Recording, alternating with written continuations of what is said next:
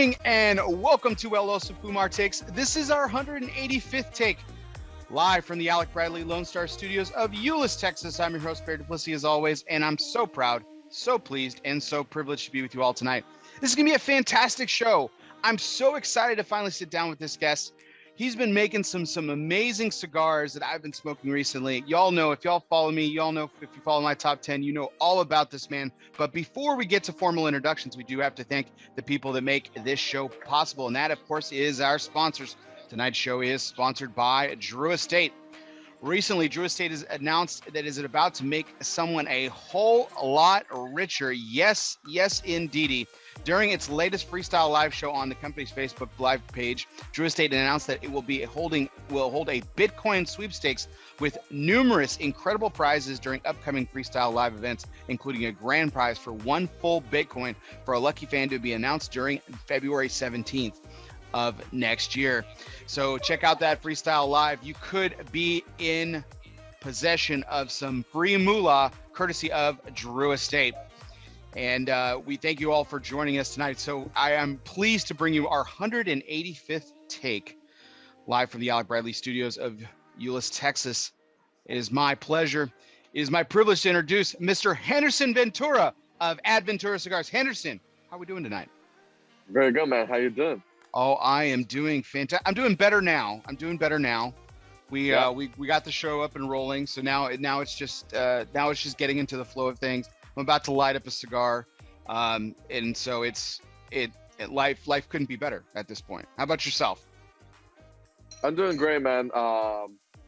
We've been pushing very hard on this side, getting a lot of new projects done. We're on the last year of the year. Trying to make everything happen, trying to get everything that we were missing to get done this year. We have some exciting new projects coming out from ADVentura. We have some new release coming. So I'm very excited, man. It's been a tough year. It's been a great year also at the same time for the cigar industry. So I'm more than happy. And thank you for having me in your show. I know we've been looking forward to do this for a while, but we're here finally, man. Thank you very much. Oh, it's my pleasure, Henderson. Thank you so much. Yeah, so, I mean, let's get into it. I was going to kind of kick off with a little bit of an icebreaker, but you brought it up. I mean, I was going to ask about this. So I know the Dominican was shut down for quite some time, and you know, as far as production and factories and things like that. But what was going on? I mean, what's that kind of done as you guys are starting to ramp back up? I mean, are you guys fully operational? Are you doing shift work? What are you doing? What efforts are you making to kind of get back up and running to where you can get to work on some of the work that was missed? I mean, we've been full productions on last year. So I will say by the first half last year, like by the summer, we closed the factory like in April, March. We closed the factory for 2 months. Then we get back to the factory like with 30% of the capacity. That was what the government allowed us to work with, 30%, and then we have like a 50, and then 70, and then by the end of the year we will finish with full capacity. Even with more people than before the pandemic. So oh, great. Yeah. After the pandemic, we've been experiencing like a kind of boom in the cigar industry. People didn't stop to smoke cigars during the pandemic. I think they smoke more cigar now, but we have slowed down the production big time last year, and pretty much all the business closed. Box factory, you know, labor companies, everybody like kind of stopped the business. So this year we started again with full capacity. We even have more demands than the previous year. But now everybody's working, you know, full time, and the demands of the market is so high. I think even higher than what a cigar producer can offer, you know. And and it's very tough. Like a manufacturer, we've been having tough time like trying to get rollers. Um, but this is what is going on here. Production, everything is running full capacity. Now the difficult things is to get enough people to work in the factories. Oh, it sounds like that's what's kind of going on here too. Like in other businesses, it's the labor shortage that's killing everyone. The work is there. It's the Yeah, labor shortage. That's interesting. That's yeah. you guys are experiencing the same thing. Well, Wood for box factory also is being having hard times. Like not enough wood. yeah, we heard that a lot at this year's trade show. Like we were talking about, we were talking with several other manufacturers just like yourself, and they're like, "Oh, the cigars are ready. We're just waiting on the boxes. We're just waiting on the boxes." We heard that so many times, and that's got to be frustrating when you're trying to get product to market and you're waiting on, this already takes enough time, and then you gotta sit there and wait for something else. I know it's got to be frustrating and everything. Uh, Yeah. I mean, we'll get a little bit more into the ADVentura story here in just a second, Henderson. But I was curious specifically about ADVentura. It's about, last time I heard, it was about 60% of ADVentura's market share is actually European, right? It's not so big here in the United States. You do a lot of work here, obviously, in this country, but the brand ADVentura itself, it's mostly European, right? Yeah. So we started ADVentura in 2016, and we started the distribution in the Dominican Republic and Switzerland first. So I will say we born in Europe, and we started with Switzerland and then Germany. Uh, but then in 2019, we released the brand in the United States. Mhm. So uh, by the time that we started the company, then in the United States, we were like I will say 90% of the production was getting sold in Europe. By last year, I will say 60% was sold in Europe. But this year the paper are changing. I think we rotate the table, and 60 to 70% of the production that we get done this year is being sold in the United States. But we've been pushing hard. I mean, I've been spending more time in the United States. We were a fresh company there, and it's a big job to get done in the States. There is a lot of competition. It's a huge territory. So but we luckily have a nice success last year with the Roger Return. That is the last line that we released. That is the King's Gold and the Queen's Pearl. They have a very good success in the States, and we grew a lot of business there in the last year. So things have been changing, and also with the lockdown in Europe, it was tough. Pretty much all the distributors that we have there, they were like doing nothing. Germany was locked down for a while, Switzerland, Holland, all those countries there, Italy, that have a bad hit there by the coronavirus. So Yeah. still like not much going on there. So Okay. so I mean, but I still, even with the pandemic, we've been able to grow the company 68% this year. Wow. Okay. Well, that's where I was going to kind of go with it. With it being new and everything, and things being shut down, I was wondering about the growth. I know the cigar industry as a whole has experienced a lot of growth just because more people have time to smoke cigars and things like that. Expenses are down for companies and stuff, but um, that's great to hear. That's fantastic. We'll get more into the ADVentura story here in a second, Henderson. But kind of wanted to you brought it up, so I kind of wanted to jump into it there. But I mean, since we're talking about cigars, I've already kind of put the question in the chat. But what are you smoking tonight? I'm smoking a new cigar that we're about to release in a few weeks. Oh, okay. That is it's a limited production. That is from my boy Brandon from Renegade. That is the anniversary cigar that we make for him. The This 11th. is This is the this is the 11th, right? 11th. Yeah, this is the 11th. So I just got married with that cigar for a few weeks, and I've been smoking that cigar like for a month now. Just fall in love with. So do you, I really enjoyed the 10th a lot. I I got a few of those from Brandon last year, and I thought that cigar was sensational. Um, just curious, with the cigar that you're smoking right now. I mean, do you come up with a new blend every year, or is it like a variation of the blend, or like what do you do? Completely different blends. That's awesome. Yeah, yeah. The first year we did the first cigar that we did for him was the eight. We were using a Mexican Habano wrapper. That is the same wrapper that I use on the Explorer. That is a hybrid wrapper. The blend was very deep in flavor, unique, rich. And then the second year we did a Rosado Habano from Ecuador. It was more into mild to medium body. And then the 10, it was a Maduro San Andres.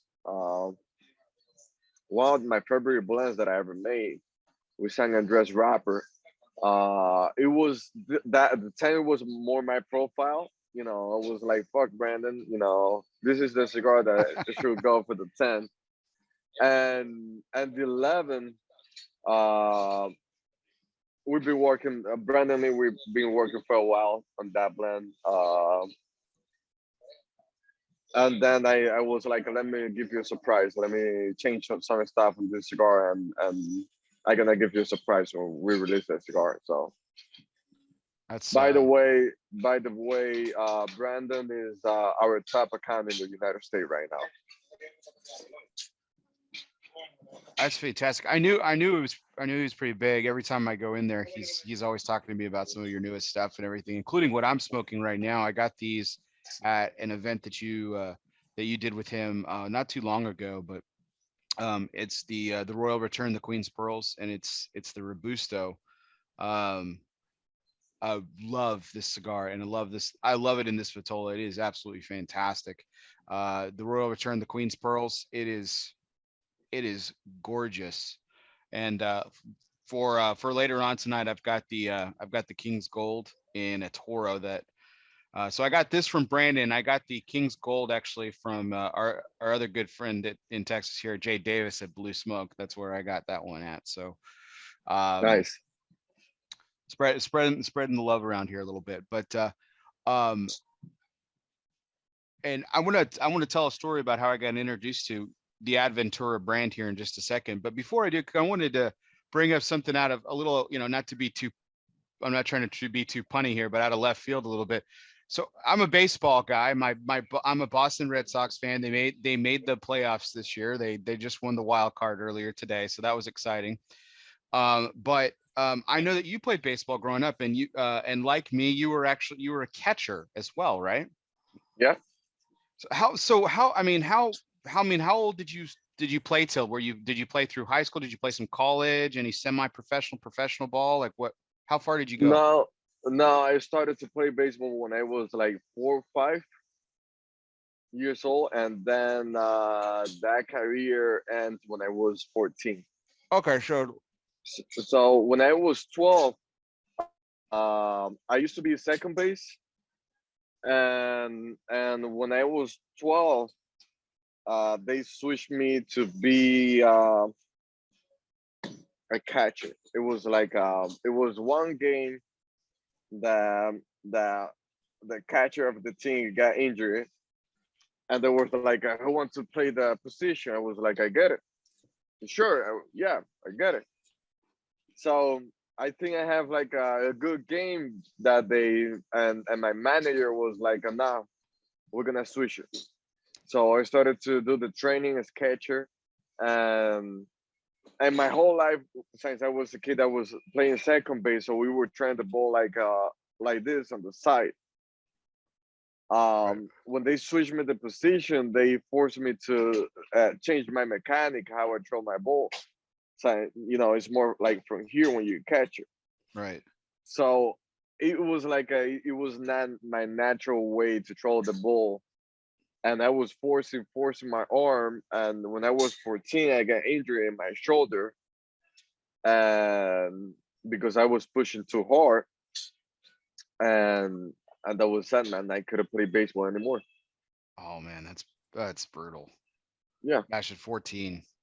yeah. Was that what, I mean, from a young age, we're gonna get into your journey of tobacco here in a second, but I mean, from a young age, is that what you wanted to do? Did you want to play baseball? Was that it? I mean, I have something. Every time that I do anything that I do, I got like a 200% on that. So when I was playing baseball, it was like a 200% on baseball. Even that, and one of the reasons because I got the injury, because I have access to train with the people that were training like for professional, Mhm. and I was training like with one of those guys that train those people for professional, and I was doing the training on the bigger plate, you know.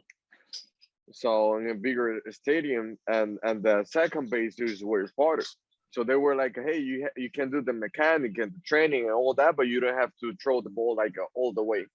So you don't force your arm because you're 13."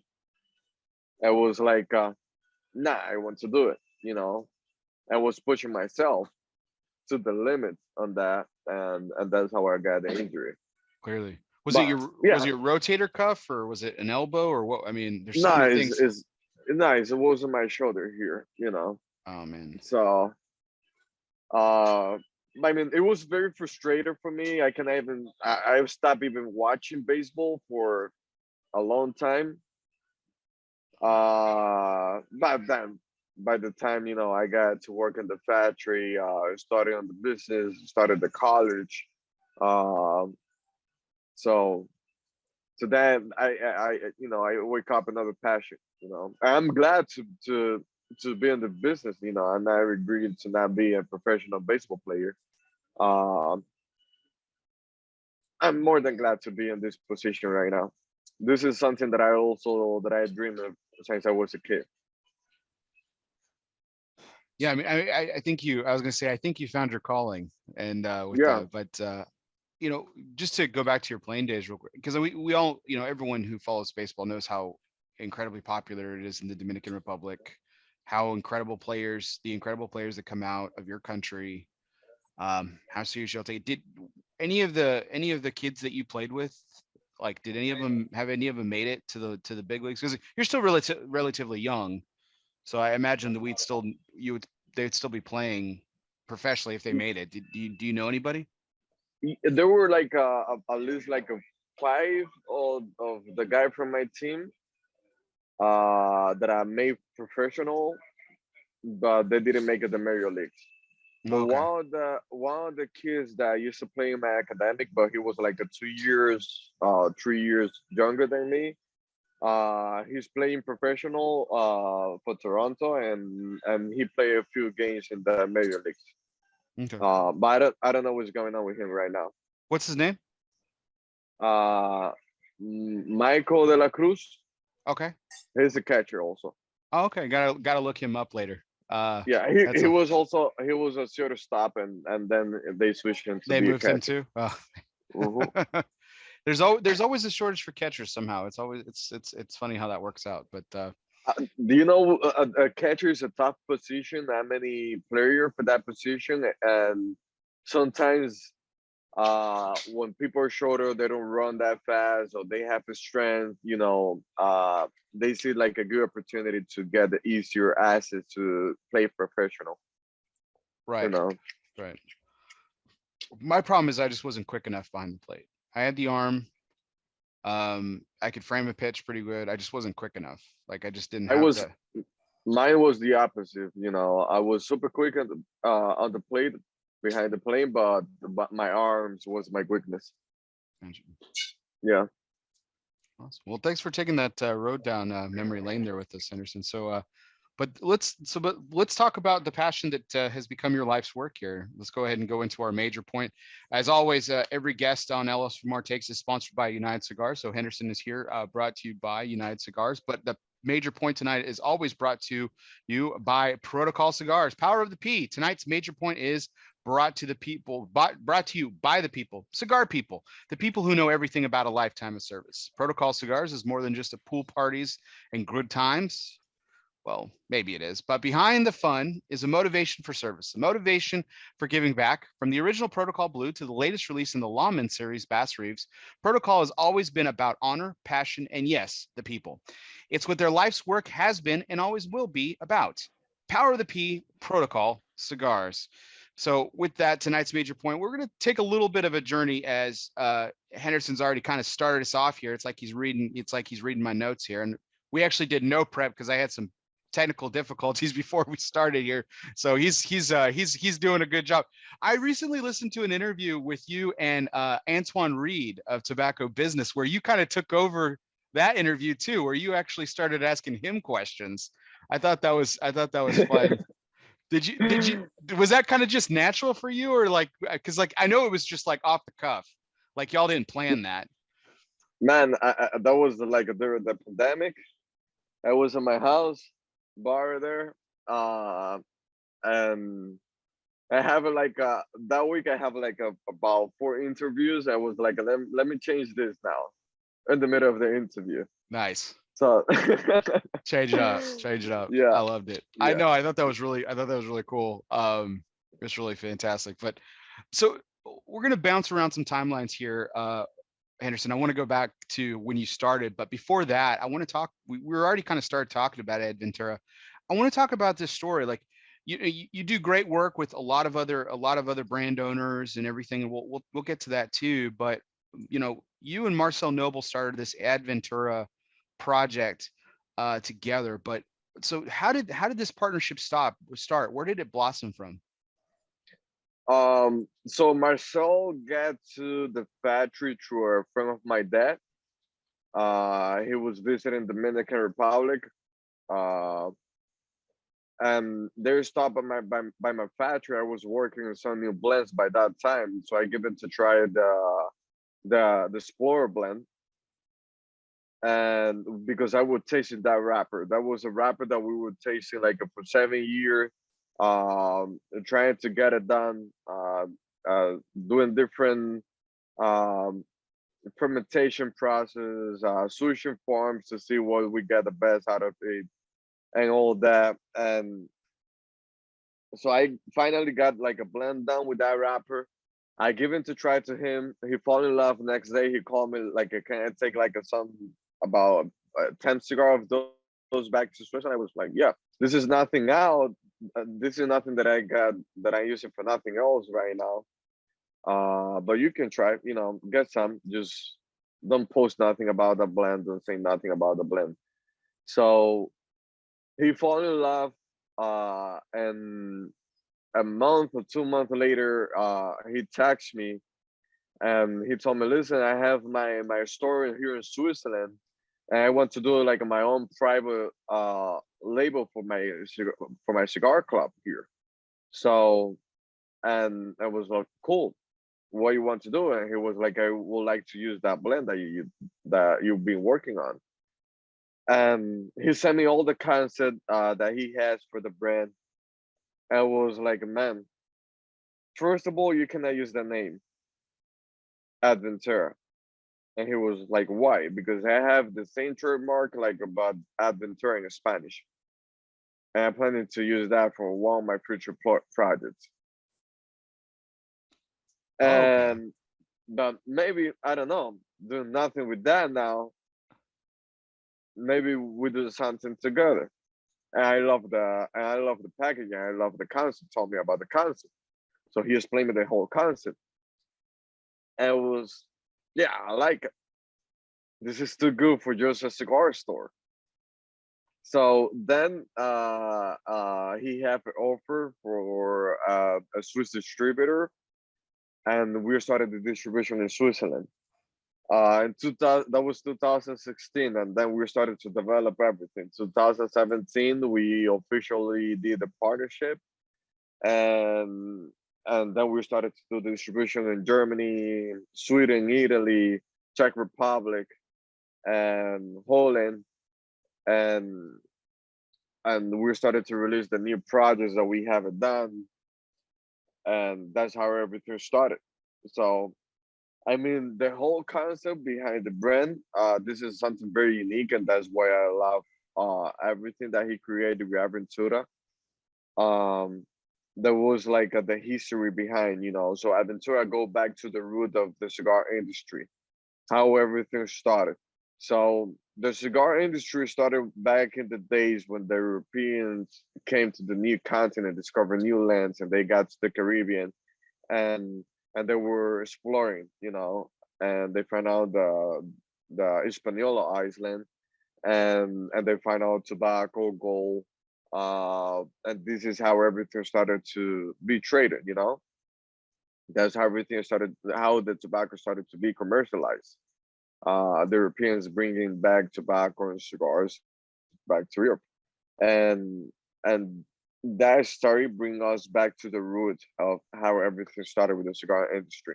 That's why the first line that we did was Explorer. The second line is Navigator.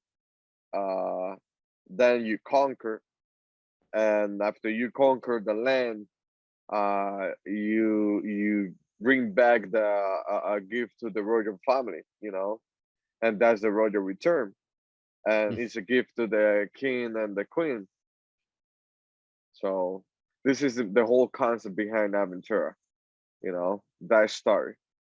So it's like you're taking the journey all over again. You're Yeah, starting. yeah. Wow. I, I mean, I didn't even realize that until you just said it out loud and you were kind of explaining about the branding and everything. And that makes all, I mean, that's really fantastic. And then I know you've got there's two blends that are, I guess, not available in the United States, but one was A local and La yeah, Bucanera. and then the Bucanera, which is a project you did with Mombacho, right? Yeah, Mm. that was a collaboration between Aventura and Mombacho, exclusive for Europe. But this is done already. It's out of the market. Oh, okay. Yeah. And we bring in next year um the same project to United States and worldwide. But we're changing the name, a little bit the packaging also, and the blend have some modification, but it's very similar.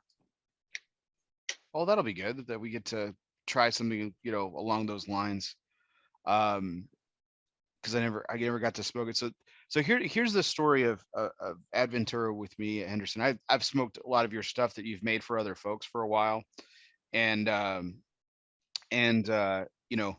other good friend. We were talking about your good friend Brandon, who you've known for a long time, who's a huge supporter of yours here in Texas. But I know Ronnie at Secreto is also a big advocate of yours, and him and I started talking after one of my shows one night, and he's like, "Hey, have you tried these cigars?"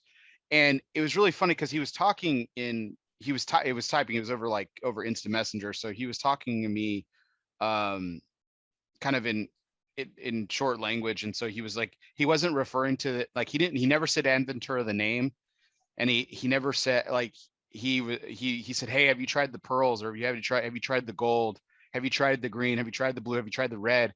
And at first I was like, ADV, I the don't ADV. yeah, at first I was like, I had to pause, and I was like, I have no idea what the hell he's talking about. And I'm like, surely, like, I was like, surely I'm missing something here.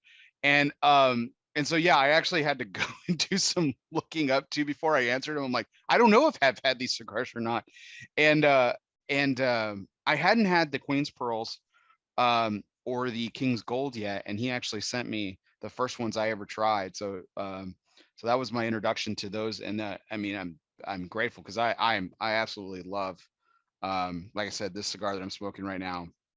The Royal Return, the Queen's Pearls, is just a fantastic cigar. I love the other blends too, but this has got to be my favorite that you've made under the Adventura line, Henderson. It's fantastic. So Glad to enjoy, man.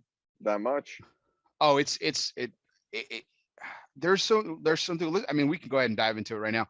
There's something about the way that manufacturers now are really approaching Connecticut shade cigars, and I I'm really starting to appreciate it a lot more, and it's actually making me go back and actually appreciate the classics too a lot more as well. But the thing I wanted to ask you about this cigar is that there's a lot of different tobaccos in it. You know, you've got the Ecuadorian Connecticut shade. You actually have Ecuador also in the cigar itself. It's the binder, correct? The binder's Oh, Ecuadorian filler. filler. Excuse me. Sorry Um, about the filler. so when you're testing out, I mean, like, because you don't grow tobacco, correct? The family doesn't. You source a lot of your tobacco, or do you grow some as well? We have some farmers that grow tobacco exclusive for us. This year is the first time that I grow my own tobacco. All right. Okay. Where, Yeah, where so where's is that in the Dominican or somewhere else? and in the Dominican Republic. Oh, So we doing some special projects. We started to grow some like unique variety of tobacco there. Uh, that they were created by Genius. Is a new hybrid tobacco, and so I'm doing my some experiments, with those tobacco in a specific form. So my goal, nice. we use tobacco from different places. We use tobacco from 7 different countries. Um, by I've been in the cigar industry for 15 years already. I started when I was 17. I have a big passion for tobacco, and I've been in a lot of farms. I have the opportunity to work with a lot of variety of tobacco, and but the goal is always to create something different, something unique. You know, if I do a new project in the future and we using the same tobacco, we not doing nothing different. It's more the same. Hmm. So, um, I feel blessed right now to have the opportunity to work with a guy that is one of the biggest genius on the cigar industry behind scenes. That he developed hundreds and hundreds of different new seeds, and we're gonna be growing the first farm right now for one. I do my own personal farms right now with some different tobacco that is gonna That's be something exciting. fresh and new for the cigar industry. That's so So exciting. yeah, Oh I'm wow. super excited. I'm super excited. I'm not gonna say nothing, but one of the tobacco that we growing is a hybrid with one of the original Dominican seed. Okay. So So this is gonna be something very unique. The aroma of that tobacco, the flavor of that tobacco. I taste that tobacco. I've been tasting that tobacco for about 7 years now, and it's something that I is very excited. Since the first time that I tried that tobacco, when they did the first experiment with that seed, I was like, yeah, I need to get that tobacco in one of my cigar. so we anyone who knows anything about growing tobacco, we all know the difficulties of growing wrapper in the Dominican. It can be done, and it's been done a lot more in recent years, but it's very difficult as history has taught us.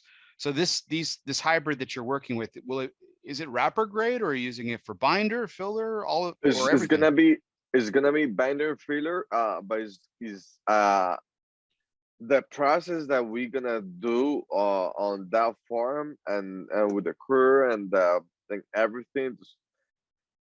We can get something around 5 to 10% of wrapper from that.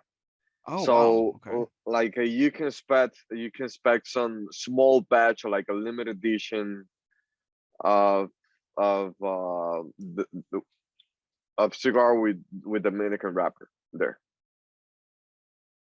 Okay. growing our farm.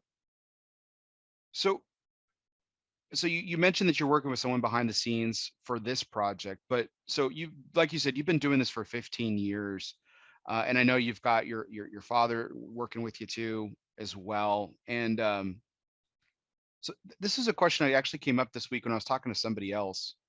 So I wanted to I wanted to save it because I wanted to ask you too. So because you source from 7 different countries, like you said, like what is that process like? Do you personally go inspect the tobacco before you bring, because I know you guys do the fermentation at your factory. But do you go and personally inspect the factory? Excuse me, inspect the tobacco? Is it your dad? Is it somebody else? Is it more than one person? Like, what's that process like? It used to be me and my dad, but my dad about 4 years ago, he just been like, man, you ready to go by yourself? Yeah, so I will say 40% of my time here in the Dominican Republic, 40% of my time is just inspecting tobacco and checking on the tobacco that we're gonna use for the production. So right now, my role in the factory is inspect the tobacco, pick the tobacco that we're gonna use for every year, and the blending. You know, whenever you talk about tobacco from year to year, you know, I know over a decade now, you got to talk about consistency. But I know that I was listening to an interview recently where you were talking about the growers that you work with. You've been Hmm. working with one for like 15 years, another one for 12, another one for like 7. So obviously they're obviously consistent in their processes. That way you know the tobacco that you're getting. But I'm not asking you to name names or pick on anyone specifically, Henderson. But have you ever gone to inspect a crop and it just wasn't up to snuff? Like, it just like, hey, I can't use this. It's not the right, it's not the right whatever. It's not the right color. It's not the right consistency, or it's not tasting the same. Has that ever happened to you? Yeah, yeah, like twice. So what do y'all? So what do you do? What happens at that point? I mean, sometimes what happens, not all the tobacco, but some of the belts. That's why we inspect every single belt, to make sure that the tobacco have the quality enough. But sometimes this happened to me in 2014. There was a whole crop that we couldn't use it. I was like, no. So we stopped to make that line for a year. And also happened to me about 3 years ago with one of the tobacco. But luckily we have like a 2 years of inventory of that tobacco. So I mean, on that year, last year we switched our farm, and but for a good reason, for Yeah, better. yeah, no, But absolutely. it happens, man. It happens. You cannot force the soil to give you more that it can give you. And also, if anything wrong that you do on the farm, if you don't pick up the tobacco on time, if you don't, the tobacco is very delicate. You have to be there day by day. You have to be paying attention to every single process, to every single step when you have the crop going on. You have to be in the farm every day. So any miscalculation that you do on the process, you can ruin a whole crop. Yeah, So I've always wondered, just like, because I know that has to be frustrating, for you all, because you're depending upon all these components, and everything has to go right, and there's about 400 steps that need to go right, and if something goes wrong in those 400 steps, I mean, it can throw off everything, and so you kind of have to reassess. And I mean, and like we were talking about with the boxes, right? This takes long enough to make, and to have one thing go wrong, it's got to be super frustrating. the thing with cigars is, like, you have a blend. It's not machine made. It's not something that you create in a computer. Tobacco change every year. You have to be reblending the cigar every single year to make sure that that cigar can smoke similar, or this tobacco can smoke similar to the year before. Every year you have small difference in the tobacco. If it's raining, if it doesn't rain enough, uh, the process, this, if we on the fermentation, it was a day that get a higher temperature. every single thing counts to make the smoke a different experience. So I spend a lot of time just reblending, trying tobacco, making sure that the production is going well. It's a full-time job just to get things right on the factory. That's why the different that's why the difference between a boutique factory and a bigger, factory, because in our factory we are a family, and every single member of the family run a different department of the company. So we are behind every step of the cigar, Hmm.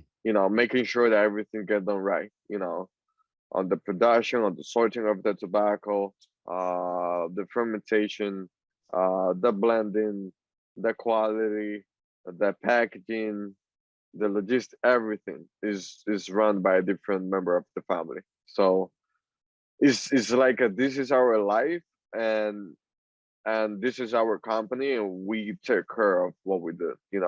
We, I mean, we have a feeling for what we do. I've, just hearing you tonight, Henderson, and then hearing other interviews that you've given before, and even our conversation at this year's trade show, it's really clear how much you love tobacco, not just cigars, like tobacco itself, like how much you absolutely love tobacco. You know, this might be a really difficult question, but I mean, what is it about tobacco that you love so much? Is it the challenge that we were just talking about? Is it what it creates? And I'm not trying to answer the question for you, but like what is it about tobacco that you love so much? There's different love for tobacco. There's tobacco that I love because it just bring me a memory about what is the good tobacco from back in the day used to taste like. And there is a love also for creativity and to create those variety of flavor profile in cigar. So I think what make me different to other master blender from the past generation is that limitation. I don't have any limitation to create and blend different stuff.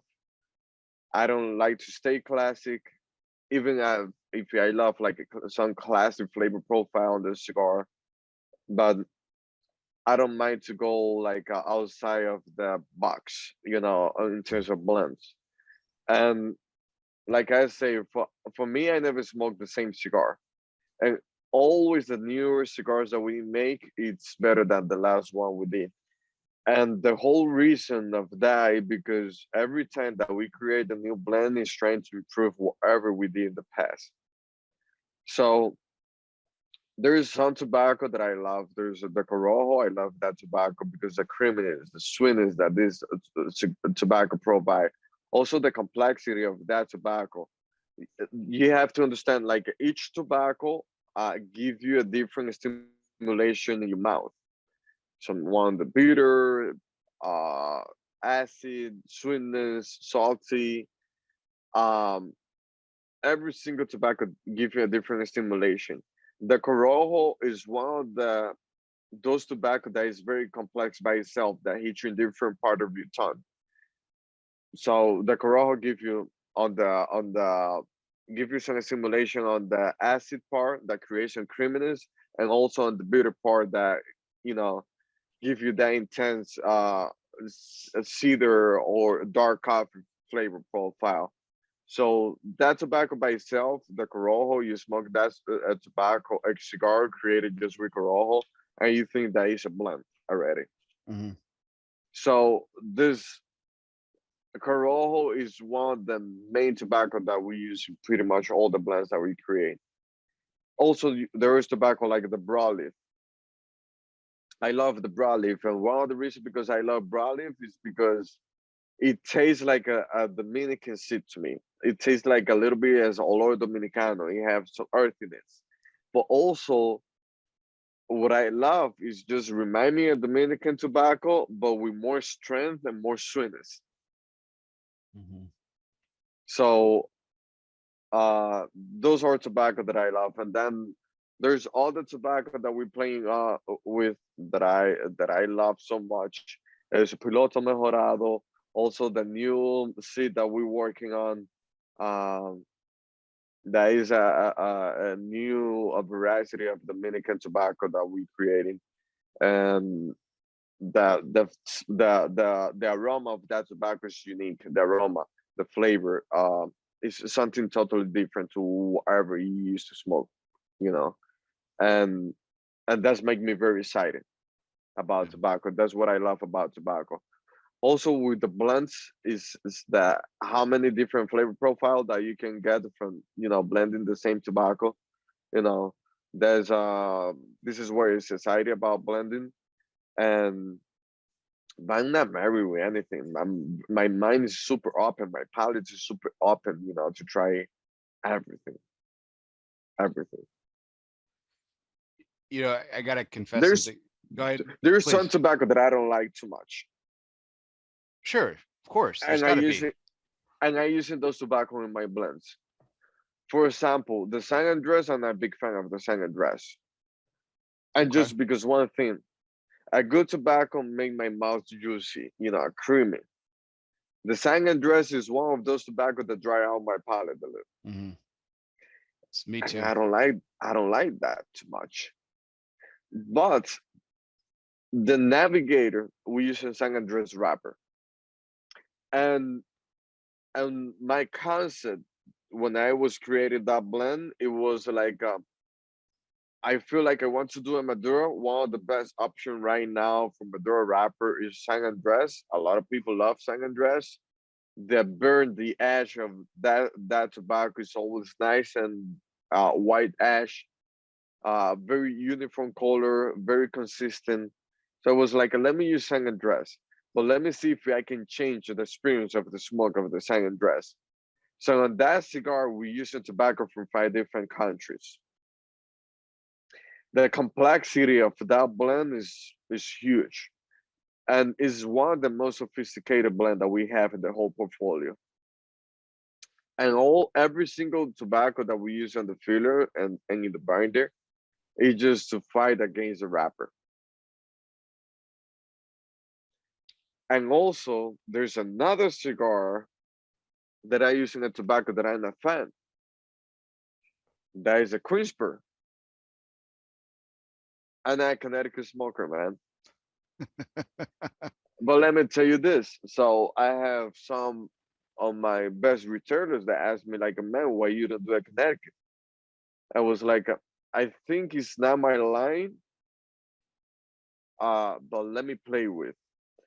So my whole concept when I was created the Queensberry was to create a Connecticut shade cigar that people like me that love more Corojo, Habano, or other dark tobacco can enjoy that cigar. So I was trying to create a cigar with the personality, with the complexity, with the body, that boutique cigar smoker can enjoy.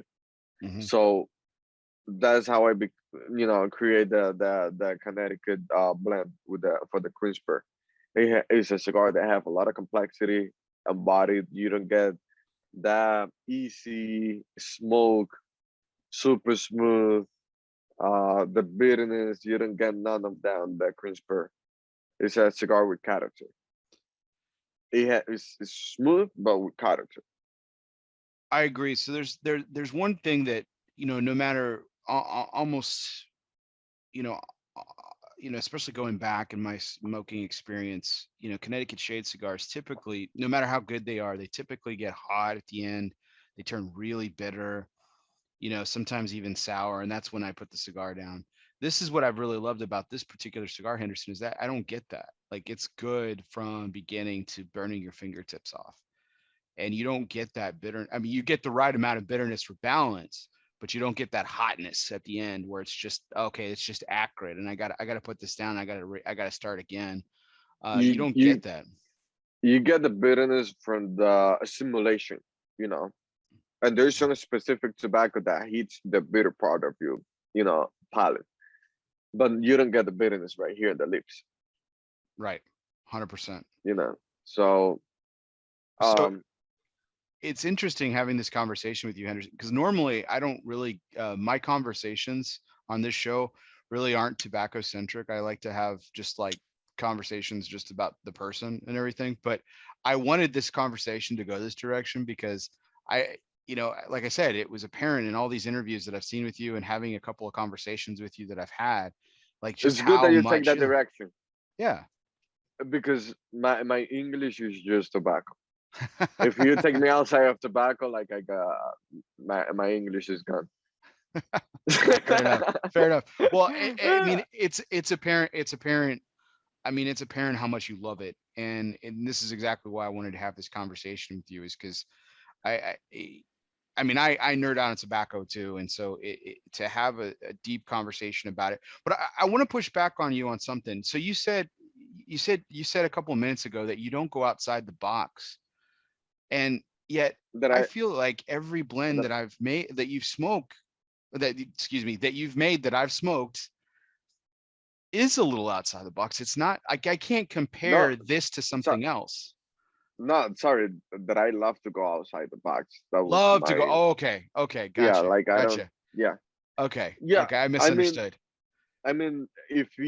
if you try different blends that I create for other brands that we make in our factory, and you taste Aventura, even in the same Aventura portfolio, you have the Explorer, you have the Navigator, you have the Conqueror, you have the Queen Spur, you have the King's Gold. Every single cigar doesn't taste not even close to one each other. No, I agree with that. Absolutely. Like we have two Habanos. We have the Explorer and the Conqueror. There's two Habanos. They don't taste like not even close, not even family. No, they are complete. Every single one of them in ADVentura's portfolio is different, and even outside of it. So Henderson, what in my top 10, I do a top 10 list every year. A lot of places do top 25s. I do a top 10 list of cigars every year, and there's several rules about my list, but one of the rules is that one brand can't have more than one cigar in the list, right? But that doesn't say anything about manufacturers. And you made 3 of my top 10 cigars last year. Really? Yeah, the Room 101 Farce Maduro, the Caldwell Mad Mofo, and the number 1 cigar of the year for my list was the La Barbara Ricochet Crew Mexisol Gran Robusto. You made 3 of my top 10 cigars last year. Do you know that those three blends were made in the same year? Mm-hmm. I created those 3 blends in the same year. The Force Maduro, that was a creation between me and Matt. That Mm-hmm. was one of the very few times that I met being in the Dominican Republic. So Matt was trying to get the blend. I was like, man, I understand 100% what you want. This is the tree tobacco that I'm gonna use as base to create what you're looking for. Try and separate, and then we put it together. And I was like, I'm gonna put it together now. Try. And he was like, Henderson, this is exactly what I'm looking for. I was like, nah, but we need to mix that tobacco with something else. And he was like, this is exactly what I want. And I called that cigar the Scur. That was the name of the blend. Because it's make me kind of drunk every time that I smoke that cigar fresh. When you smoke that cigar fresh from the factory, from the table, like I was like feeling kind of high smoking that cigar every single time. Oh, it's got a pop, man. I mean, even The after it nicotine, rests. the nicotine on that cigar is a little high. And then the Mad Mofo, that was the name of the blend. I put like some crazy names to my blends there. So the Mad Mofo, that was the original name of the blend. The Mad MF. I I love that cigar too. And of course my number one cigar last year. The And the sorry, go go please. the ricochet, I call that alimento de fiera. That means like a monster food or beast food.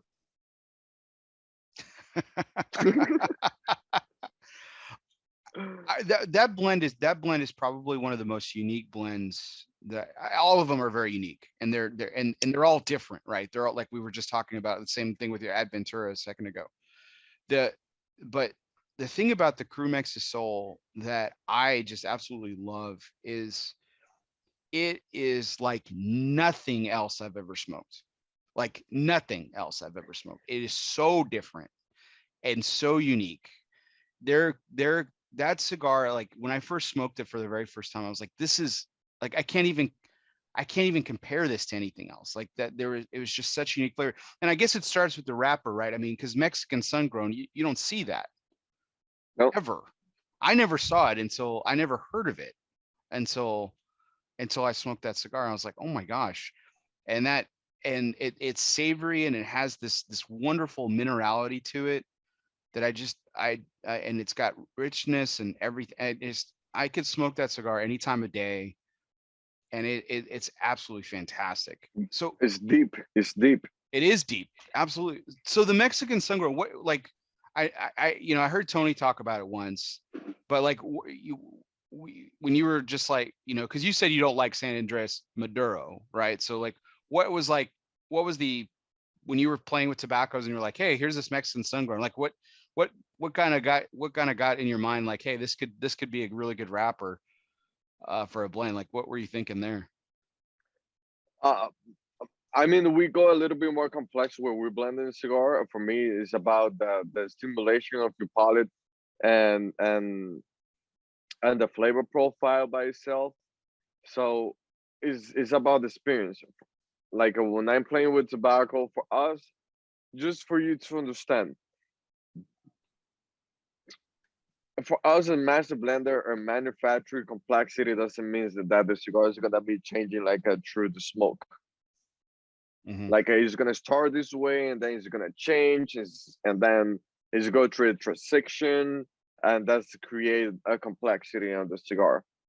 For us, complexity is more about the how the cigar stimulate different part of your mouth. Mm-hmm. On the front, on the side, and the back. That is not just too much in the back. Like you sometimes you smoke a cigar and you feel it like very harsh in the back of your tongue, Mm-hmm. and nothing in the front. Like you missing something. For us, this is the complexity. When you can create a smoking experience that hit every single part of your palate, and then you have the balance, and the balance is like you have the stimulation all around your mouth, but not too much on this side and very little on this side of your palate. So there's two main things that we manage when we're creating a blend: complexity and balance. And for us, that's what make a premium cigar a good blend. Besides that, you need to have good aged tobacco. Mm-hmm. That's what make a premium cigar for us. And one of the reasons because we don't make a super full body is because for me and for my dad as massive blender, a super full body, super strong cigar is go out of balance. Because you're gonna for you when you feel on a super strong cigar, you feel like that is burning you tongue in one part of your mouth. That can be on the back, on the front, or maybe the cigar, or maybe the tobacco is missing age, Okay. and the aged tobacco tastes stronger and spicier, and that's why we don't have that of super strong cigar in any of the cigar we make. We aged the tobacco over 3 years, and we work our blend with a concept, complexity and balance. And And this is something that we put in practice in every single blend that we work. So to bring this back full circle to what we were talking about originally, which is the Queen's Pearls, which I'm finishing up here. What, you said you wanted to create a cigar, a Connecticut shade cigar that, that you enjoyed about it. What, because I find this cigar to be full body, not strength, but just body. Like Body. it's bold. Yeah. So what was it when you finally were like, kid it, you found the blend that you wanted, and you're like, what was the best part about this blend? Like, what was it about your palate that it was like it clicked and it made sense? Uh, it have that creaminess like ice cream. Like you feel like some butter sensation in your mouth. Um, this like that little spice to complement the sweetness with like a kind of sweet spice, and the notes in the retrohale, like the aroma, that floral, that little spice, the woody. Uh, is I think you have a lot of going on, and that complexity of the cigar was that make me think that this is the cigar. I'll tell you something. I changed the blend of that cigar the day before that I put it on production. Oh, really? Yeah, like I have the blend done. I was like, do you know this is a fantastic blend? We just remind me to another cigar that I smoked before. And I need to add like a complement to make it like a little bit stronger, a little bit more spicy. And then I was like, yeah, let me put like a half leaf of that tobacco to change the cigar a little bit. And then after I tried the cigar, I was like, exactly, I hit the point. I mean, I like I said, the thing that I really enjoy about it, it is a complex ride. It is a bold smoke. It is something that I just really, I can still smoke it in the morning, but I actually would prefer not to. Um, but it's got enough flavor and it's bold enough that I could smoke this cigar after like the richest of meals and be completely satisfied. Like I that's. came and Kia still enjoying the flavor of the cigar. You Mhm. need to have that cigar with coffee, man. Oh, I have. It's Uh, fantastic. Yeah, it's fantastic. That creaminess we were you, talking about, it's perfect. wait for the Lancero. Okay. I'm a big Lancero guy. Is that going to be a limited run for you guys or? Limited run coming out this month, Oh, by the end of wow. this month. Okay. And is that a, is that going to be a national release or is that going to be tied to a specific store or? No, no, it's gonna be a national release. They come in bond of 10 cigar, black paper with the sticker of the Queen Spur on. Um, limited run. That was a cigar that I did for fun. Uh, I love Lancero, and I think that we're missing something like that on the Queen Spur. And I just did a little production for myself and started to smoke the cigar. I was like a continued producing cigar. And then I did the cigar being aged for a year already. Oh, that's really super exciting. So Yeah. you mentioned about the Queen's Pearl being on that packaging and everything. So just a little bit of side note, and we've been talking a lot tobacco, but the packaging, the branding, like the metal bands. Was this you? Was this Marcel? Was it both of y'all that just like we want to do something different? Like where did this come from? This is incredibly unique. I love this. Is we both have the idea to do something like that because when we create the Roger Return project, that is should be something special for the king and the queen, and we want that to be something similar to what we want to interpret on the concept of the story, you know. Uh, and we were like, what about gold? and we were thinking about different concepts to create the packaging with gold or metal or something. And we just found out this company that can make the metal label, and then we started to play with the colors. So the main idea was Marcel, and then I picked the colors. Here's what's incredible about this metal band, right? First of all, it's obviously heavier, but you know, we were talking about tobacco. You know, what we all know about Ecuadorian Connecticut shade, or even American Connecticut shade, is that it's really brittle. You know, it's very thin, right? And so you have a chance, like, you know, I've taken off normal labels and ripped a wrapper to shreds. I can honestly say that I've smoked a ton of these Queen's Pearls, and I've taken a number of these labels off, and I've never torn the wrapper. So I don't know what y'all are doing, but y'all are doing it right, and y'all can teach some lessons, because that's, I mean, that's a feat, because Connecticut shade's pretty brittle. So There's something. First of all, the wrapper that we're using is like the best brand that you can find out in Connecticut. The second thing is the Connecticut wrapper is very delicate, but if you make the bunch too heavy, it's get easier to break the cigar. So we work a little bit more soft on the bunch. okay. So you don't have that kind of problem to break that wrapper that easier. So you mentioned that you like Lanceros. See, I love Lanceros. But if someone said, "Hey, what's your favorite Vitola?" It's probably a Robusto or a Corona. Just in general.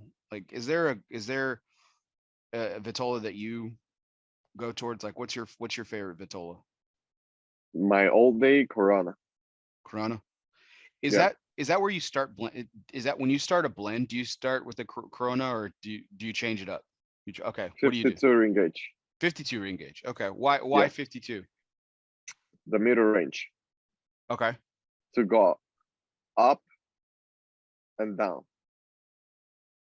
And also you have the perforating gauge to blend all the tobacco together, you know, depending on how much tobacco you use in the cigar. Always bigger the ring gauge you get, less intensity on the flavor. So I think the Robusto size just hit the middle spot, you know, and then after you create a Robusto, then you know how to measure how to you gonna manage the percentage of the different ring gauges. So, like, I know in the Explorer you have a Gordo. You have the 6 by Yeah, 60, and I'm not my audience knows I'm not the biggest fan of Gordos in particular, and I know it's not a big. I know it's typically not something that a lot of manufacturers like, but I mean the market dictates it, right? You gotta make money. You yeah. gotta sell cigars. Do you find, because you start in the middle, do you find it harder to go up to like the 60, or to go smaller like the Lancero, like a 38? Like, where, That like, de that depends on the blend. okay, okay, For example, on the Navigator, we're using 5 different tobaccos on the filler. It's impossible to go lower than 44 ring gauge. Is that crazy that I tried to do the 44 ring gauge last 2 years ago, and I did a small production, and the blend didn't came out not even close to what it used to be. So I just keep those cigars, smoke them myself, and put it on the side. And I reproduce the cigar, trying to adjust the blend like. And I have to do some adjustment on the primer, the tobacco that I was using, so I can put all this tobacco, so I can fit all the tobacco on that cigar, on the 44 ring gauge. Also with the King's Gold, I cannot go lower than a 44 ring gauge. Like if it's impossible to me to create the same smoke experience using the same tobacco, the same blend in a Lancero and the King's Gold. I cannot fit all those tobacco on that small ring gauge. it has to be like, with, like, when I smoke the King, like I'm smoking the King's Gold now. I just lit this up, and I've got the Toro here. The This cigar is so heavy, and it's not just like, obviously we talked about the label being, you know, thicker and everything, but the wrapper itself seems really chewier. It seems like it has a lot of like depth to it. Obviously, and I'm not just talking about flavor. I'm talking about the actual makeup of it. I mean, this is a heavy cigar, and I'm talking about weight. I'm not talking about the flavor impact here. So, I mean, it's got that has to play a part in, right? When you try to go lower than that 44, I mean, I mean, there's only so much you can stick inside that wrapper at that point, right? Yeah, yeah. And then that's got to affect the burn too and the combustion, right? The effect depends. For example, on the small ring gauge, because the tobacco that we using on the King's Gold, that is mostly ligero, so it's a tobacco that is very thick. We tried to go a little bit softer on the bunch. So on the Corona size and the King's Gold is you're gonna feel the cigar even a little bit too light. Because we have to we take her, you know, the drop because all the ligero that we're using on the cigar. And maybe you can have some burn issue. But not burn issue, is just that is not gonna burn that uniform as the Robusto on the Toro size. But the flavor experience is another thing. You know, Right. the intensity, the richness of the flavor that you can get on the Corona is completely different to the Robusto and Toro.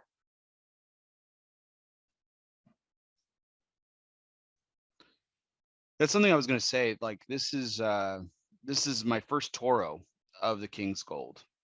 And like already I can tell like the richness is there.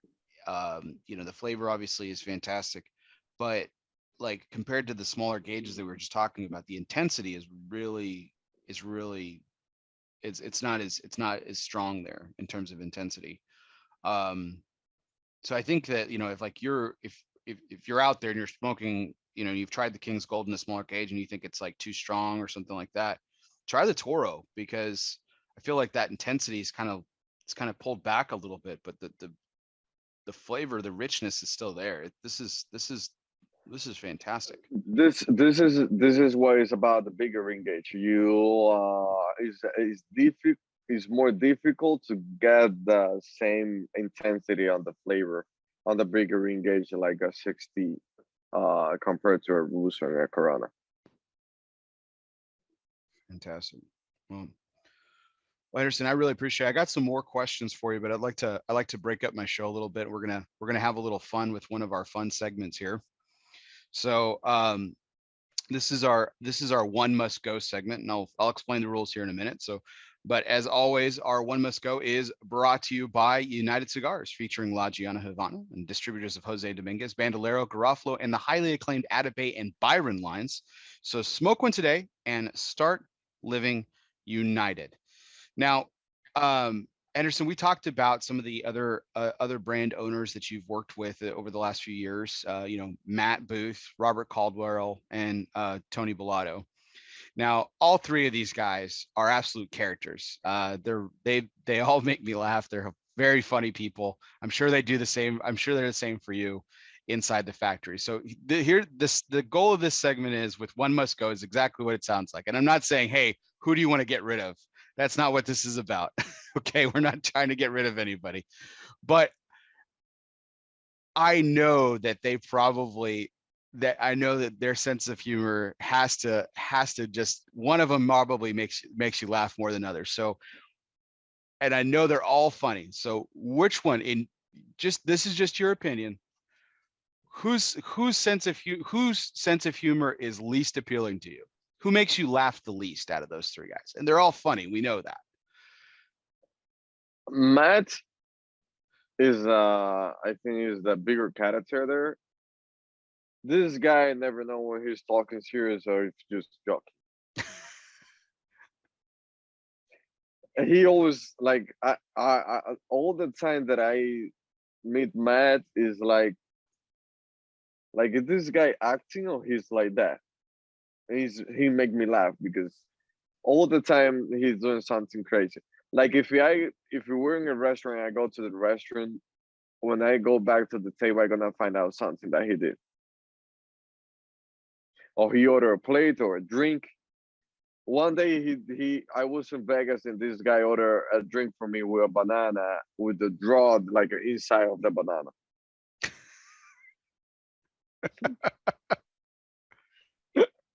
So yeah, this is Matt, the funniest guy in the group. I, 100%. I think I know exactly what you're talking. I've had the opportunity to interview all of them, and like you said, like I said before, they're all characters and everything.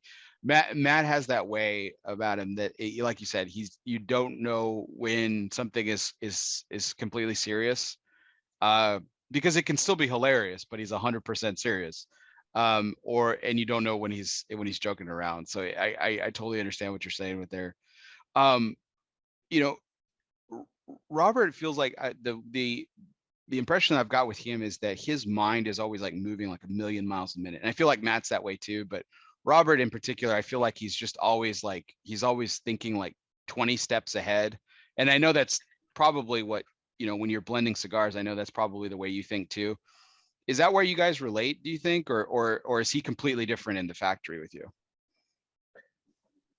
Um, I don't know because I have a very close relationship with Robert, and we can be funny, we can be serious, and I think we both of our brain going in a similar speed. And when he's thinking about something, is I catch him like a right away. And we do a lot of brainstorm. We spend a lot of time together as friends. Thinking and sharing ideas about what we think about the future of us, the company, the cigar, the projects that we want to do, and how the point of view of us, how we see things. So is we have I think we have a good chemistry, to work together. Um, and also is I know this guy already so much. Even on the blends, I know when he gonna like something. He loved the blend of my dad's style. He loved like the blending style of my dad.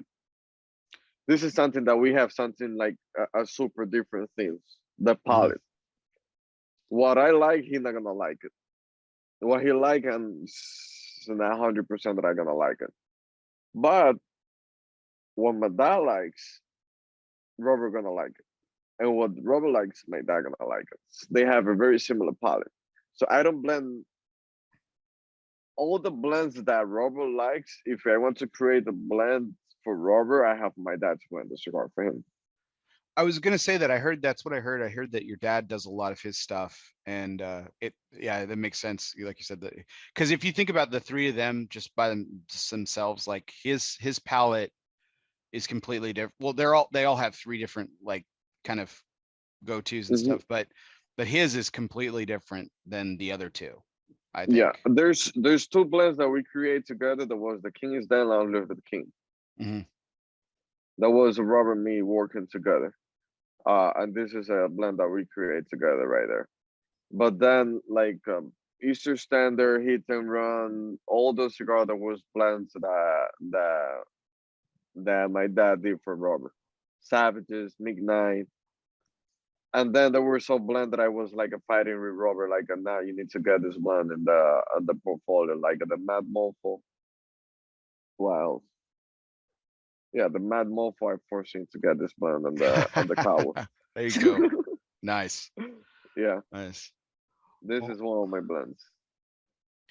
so I kind of wanted to do another one must go with you, Henderson, because I know I heard you do an interview once where you talked. The question to you was if you had a fight song, if something came on and you were about to get in a fight, and it actually kind of threw you off for a minute because you were like, I've never really thought about that, and you went with a song from the soundtrack of 300. So are you a fan of the movie 300? Full time. So The thing is that's how I feel identified in the cigar industry. I was like the youngest guy on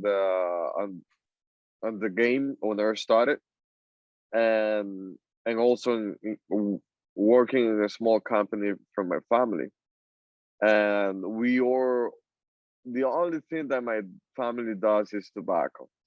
This is the only thing that we know: cigar factory, tobacco, and like the 300s guy from the movie. You have that epic time that they having a bottle, and they were like this guy was asking to another team or another group of soldiers that was trying to join the 300, and the king was like, man, what's your profession? I'm like a doctor, or I'm a professor, or I work with woods or whatever. They all have a different profession. Mm-hmm. And he was asking like the 300 guys, what's your profession? And they were all soldiers. That's the Yeah. only thing that they know: fights. Mm-hmm. And that's how I feel. Our company, the only thing that we know is like that we've been doing the whole life is work with tobacco, and also with like in a small company in the Dominican Republic to grow is tough. You don't see many companies, you don't see many cigar factory that started small that create a name in the cigar Mm-hmm. industry. Yeah. Pretty much all the names that you know from the Dominican Republic are companies that started big, or they've been there forever. Mm-hmm. So that's how why I feel like very identified with that movie. I love the movie. So there are three characters in the movie that I feel like are my personal favorites. Now, and so I wanted to throw this one must go at you too with these three characters from 300 about which one's got to go. Like which one do you which obviously you'll hear my picks here in just a second, but they're my three favorite characters for specific reasons. And one of them obviously is Leonidas, right? I mean, he's the leader of it. He makes, I mean, Gerard Butler, who plays Leonidas. I mean, he makes you want to go through a brick wall, like yourself. Like you're sitting there in the movie theater, you're watching there on your couch or whatever. You're like, oh yeah, I'll follow this guy into hell. Like I'm going. Like let's do it. But I'm also a big fan of his wife, who had like a different type of strength. She was cunning and but she was strong and she was you know she she supported her husband from afar and but never gave in. The whole Spartan mentality. um and then of course there was also Dilios, who's the guy who lost the eye, and he's the narrator of the whole film and everything like that. Yeah. And those are my three favorite characters from the movie. So one must go out of those, Henderson. Which one do you least like the best?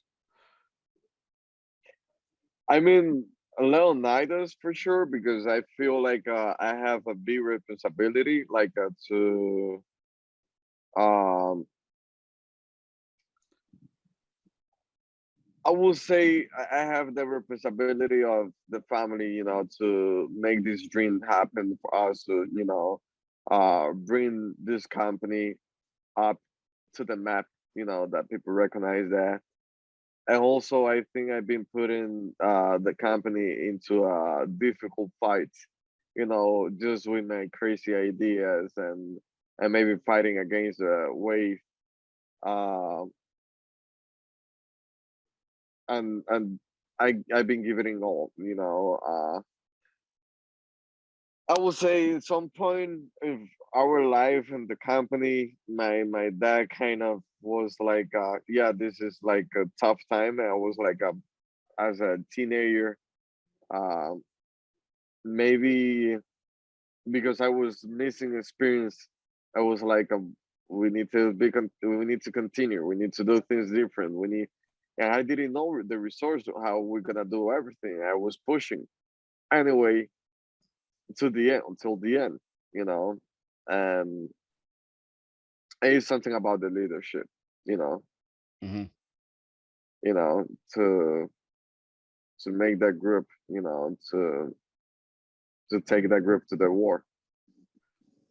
What about the other two? His The wife queen, and the yeah. queen. Uh, I think she was a female with a stronger character than a man, Hmm. and I think I think like she played a major like a fact in the behavior of the king, to make decision just to, go and win that war there. You have to go fight for, of our country, of our community. She was she was the queen, Hmm. that give that anger and the power, to make it happen and to come back home alive also. Right. I mean, make no mistake. I mean, let's not beat around the bush here. She was hot.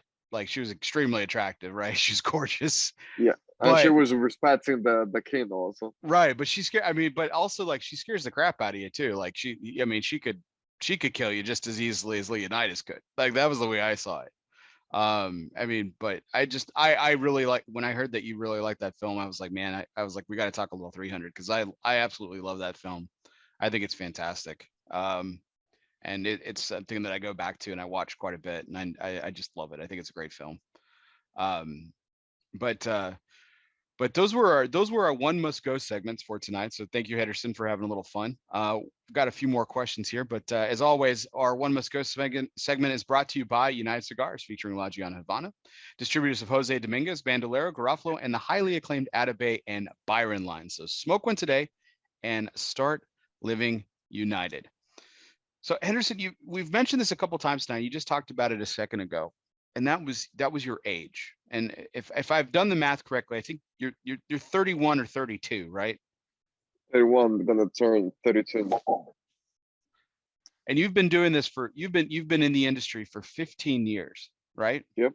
So you've been doing this since you were a teenager. So Yeah. oh, it kind of makes me think what I've been doing with my life. I'm 37, so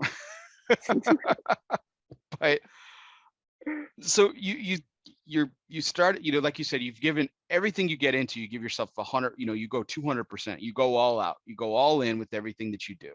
And at first it was baseball, that ends with the shoulder, then you get into tobacco.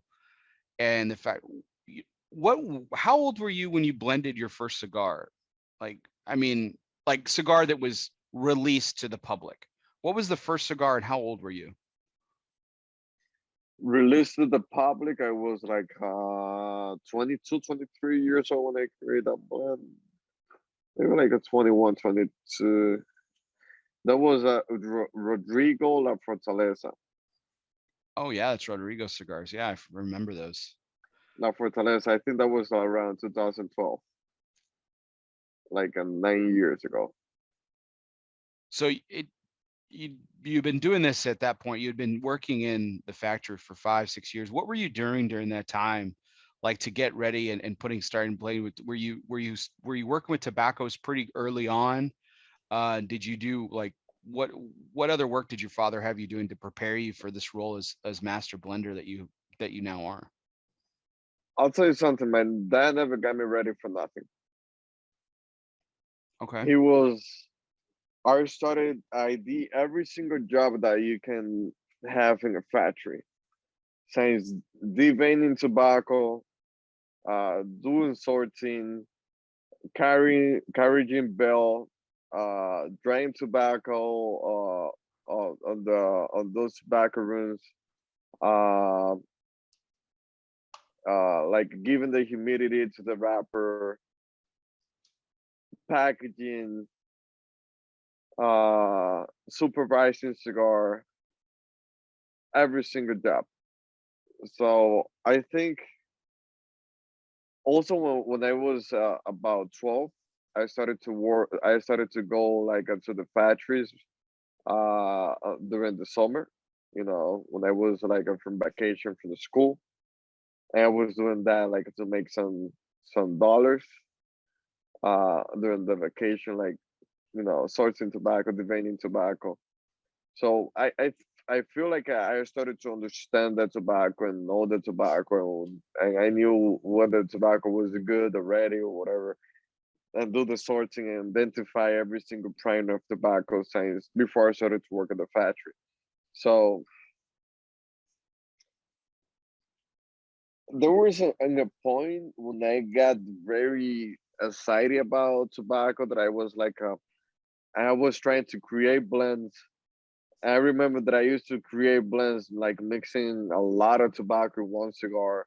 It was like I gonna have that tobacco that I love that much. That this tobacco that is great, this tobacco that is great. I gonna put all those tobacco together, and I thought that I gonna have the best cigar ever. I was like, man. Then I light the cigar. I was like, not even close to what I thought it was gonna be. I used to give cigar to try to my dad that I blended. And he was like, nah, that's not good. I was like, man, like there's something that you need to teach me so I can become something like a good master blender, or how I can be big in this industry. Like there's something that you need to teach me. Like you never say nothing to me. And he was like, Henderson, you're in the factory every day. There's nothing that I need to show you. There's nothing that I need to teach you. You're gonna learn by yourself. Like just pay attention to every single thing that you do here, and you're gonna learn. And those words also give me some freedom to anything that I learn. Also, I can apply my own understanding about tobacco. I'm not following any rules from an old guy that he does things on this way. So he gives me the freedom to understand tobacco, learn about tobacco, and also to do my own interpretation about cigars and blending. The only thing with that finally I created a good cigar, he was like, "You learning." And then I was creating good cigar and good blends. I was getting cocky. I was like, "Hey, try the new blend that I did." And he was like, "We have a good tobacco here. If you don't make a good cigar, like that's your fault." Never, never, So never gives you a break, huh? yeah. So yeah, this is how's everything started with me.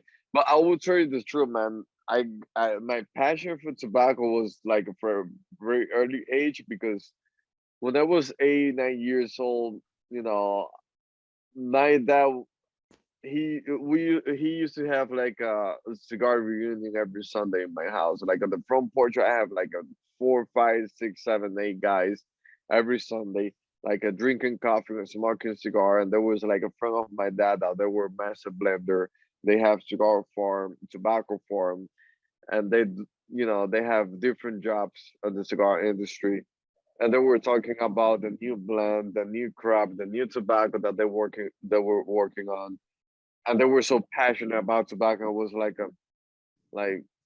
man, I want to try this cigar. I want to know what they're talking about. I want to I want to feel what it's like. And they were like a sharing cigar, like try this, try that. I was like, let me try that. Like I want to know what's going on here. And the aroma, man, I have that aroma of the cigar, of the tobacco since I was a kid. So I have that curiosity for from a very early age. That was me and my brother. Like we all were very passionate about cigar.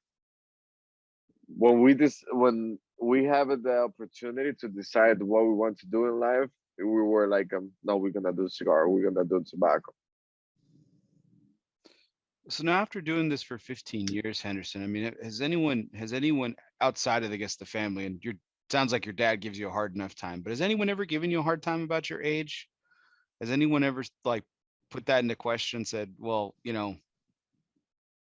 maybe you don't know what you're doing because you're young? Has anyone ever questioned the age thing? I'm not sure, man, because maybe behind my back, you know, they talking. I don't know. Uh, the only thing I have.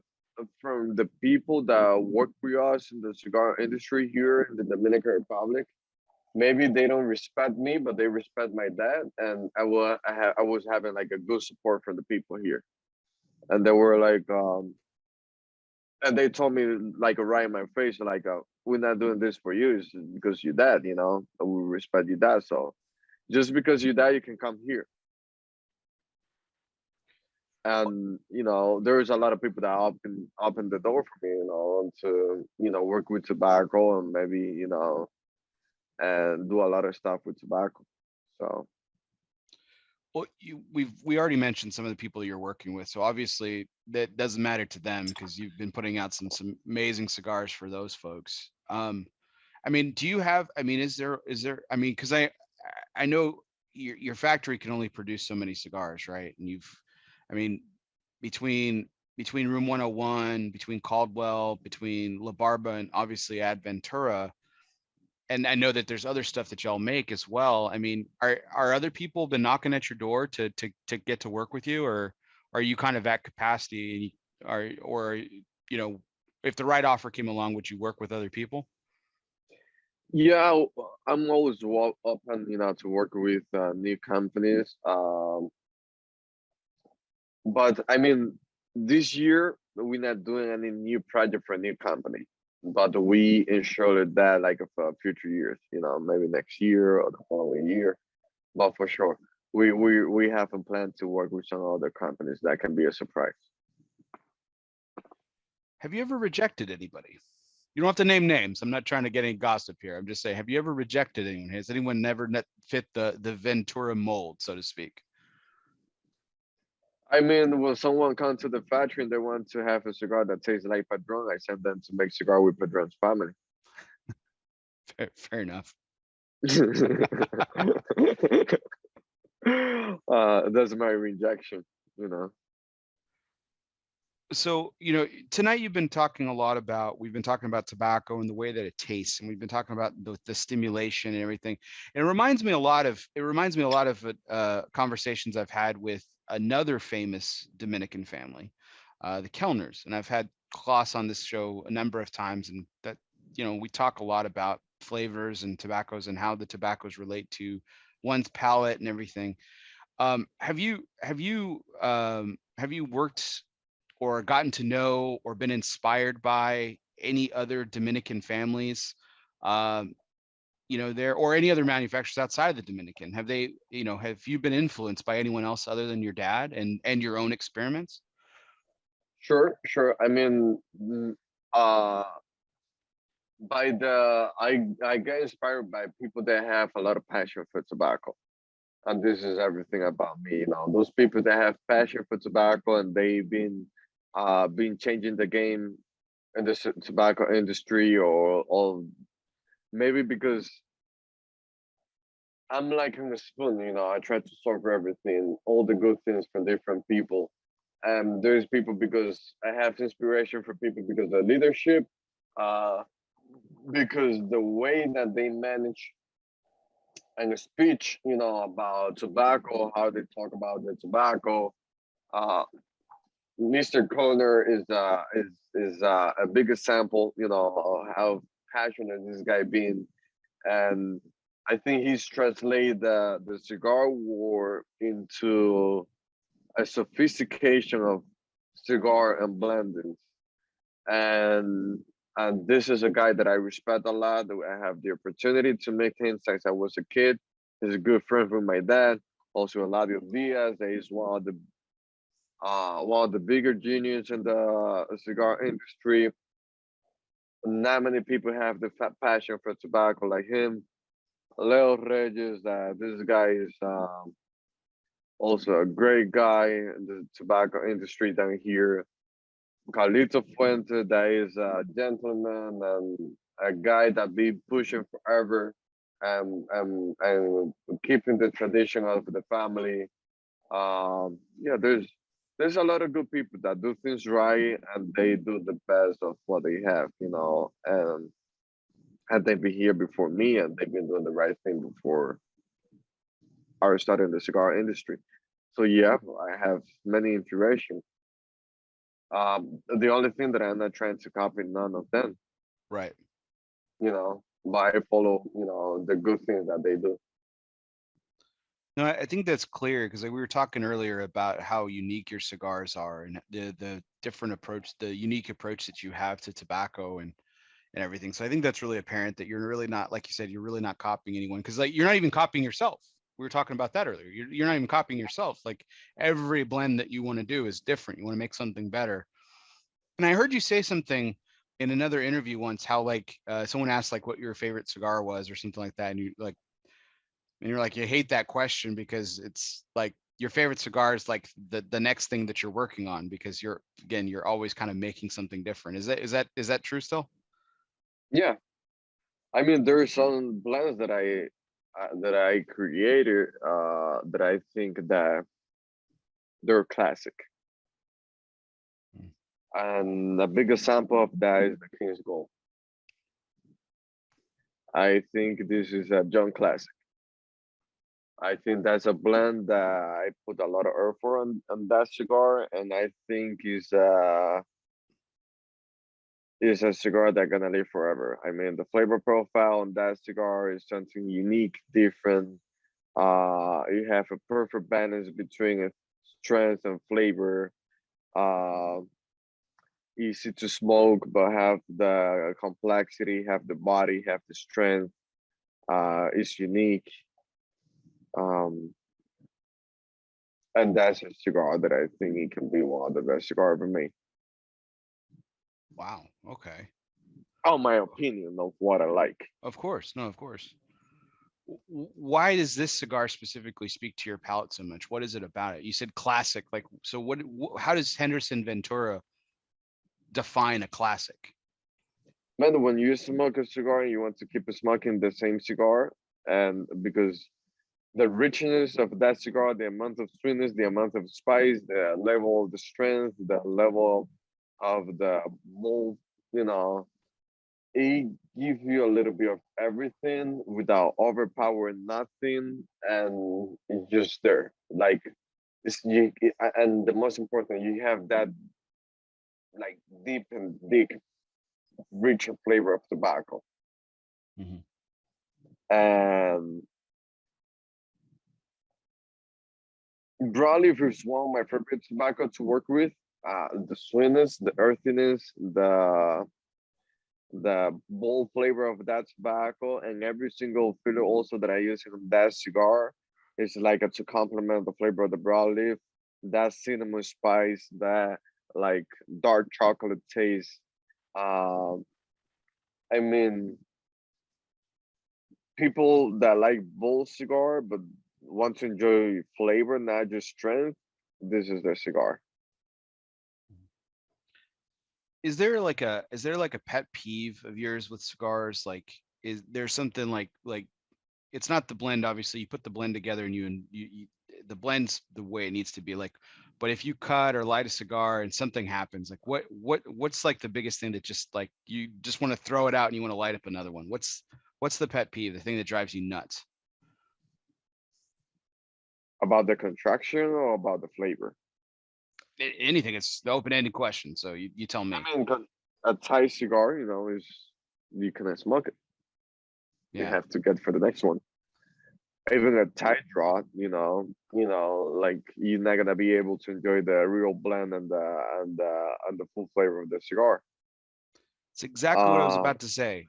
So I've always said this. Like there's this one particular cigar, and I'm not going to name names, but and it's not one of yours. But I'm not going to name names. But it's a cigar that I know a lot of people love. A lot of people love it, and they think it's fantastic. And I have tried smoking that cigar several times, and call it the luck of the draw, call it whatever you want. And this particular manufacturer makes fantastic cigars, so I know it's luck because I've had cigars of theirs that aren't plugged, that can draw, so I know it's not that. But people have asked me like, well, what do you think of that blend? And I'm like, I would love to tell you, but I haven't really tasted it. Like, oh, you've never smoked it? I'm like, well, I've tried, but I haven't really tasted it because I haven't been able to get a draw out of it. And I feel like if you smoke a cigar that doesn't draw, you're not tasting what that cigar was intended to be. And it sounds like you agree with that. Exactly. Exactly. You're never gonna get the all the flavor that you should get. So along those lines, when you smoke a cigar that's plugged or just doesn't draw or doesn't burn, what's I get a lot of sour notes. Like it's really sour. Like it doesn't matter what tobaccos are in it. I get this really heavy sourness to it. Is there a flavor, an off-putting flavor that you get, or is that what you get when you smoke a cigar that's not drawing well? And the thing is, you're gonna puff the cigar harder, and you're gonna make the tobacco you're gonna heat the tobacco more. And when you heat the tobacco more, you know, you're gonna get some how do you say, you're gonna create an experience in the cigar that is now always supposed to, like, you heat the tobacco too much and you're gonna feel like a more spicy, sour, bitter taste in the cigar. That's what happens when you heat the cigar too much. Yeah, it's the same So feeling. and because you're gonna put powder, to get the smoke. It's so So frustrating. yeah, I mean, it happens, right? They're man-made products. Nothing's perfect, and it's just one it's of those things. it happens. The problem is when it's happening in a major scale. Right, right. So, so going a little bit deeper into that, like the the factory itself, you guys produce what 2 million cigars a year, a little bit more. Yeah, 2 million cigars a year. How many pairs is Between that? 40. 40 pairs, Uh no, 20 pairs. 20 pairs, so 40 rollers. So Yeah. okay. um I mean, is that the size that you like plan on staying at for a while? Do you think you'll be expanding anytime soon? Like what, like you said, I know that it's hard to, like, the people to work is the shortage right now. So I understand that's probably holding you back. But I mean, long term, 10 years down Yeah, the road. we're gonna expand the factory. And as pretty much all the brands that we make in the factory has been growing slowly. There is like ADVentura is growing, Cowboys is growing, Room 101, J London, that is one of the smaller boutiques that we make at the factory. It's been growing nicely. And we're also getting new projects planned for next year in the factory. So yeah, we planning to expand the production a bit, like for another 500,000 cigar. So I was asked this question earlier this week by a friend of mine, and I was trying to explain it to him, but I said, but you have to understand that every factory is different. So I thought it would be a great opportunity to talk to you about this. So you make cigars for, other people, like we've been talking about tonight, as well as yourself. Like how do you allocate time or resources to those particular brands? Like how do you say, like, hey, this week we're going to do La Barba, or is it like this week you're doing these number of pairs are going to be doing ADVentura Explorer, and then how do you divvy it up? Like how does that happen? Orders, depending of how people place the order, this is what comes first. And we have that rotation. Okay. Yeah, So it's a rotation. So and yeah, so at any given point, one of your pairs could be rolling the Explorer, or they could be rolling the Ricochet, or they could be rolling the Eastern Standard. It's yeah, whatever the rotation calls for. Okay. yeah, Okay. yeah. So that means you got some pretty What talented folks that work for you.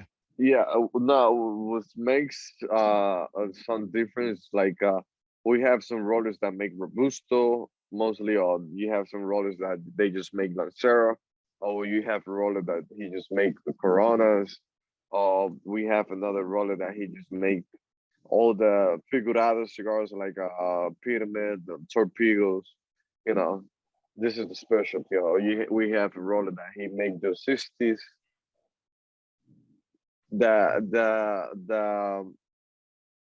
The talented and the skill for the rollers is there, to not switch them dramatic on the ring gauge that they make, the shape of the cigar that they make. They get used to one shape, so they can make a better job. It So doesn't matter the blends that you make. You switch the blend if they make it the same size or similar size, they can still, doing it right. so how do you bring on new rollers? Like, do you guys train them on like, you know, more value cigars, or do you not let them even touch manufacturing for a certain amount of time? Like, how do you introduce new rollers to the way that you guys do things and stuff? We try to roll this by the skill that they have, the experience that they have. And if we have any new roller, we test them like with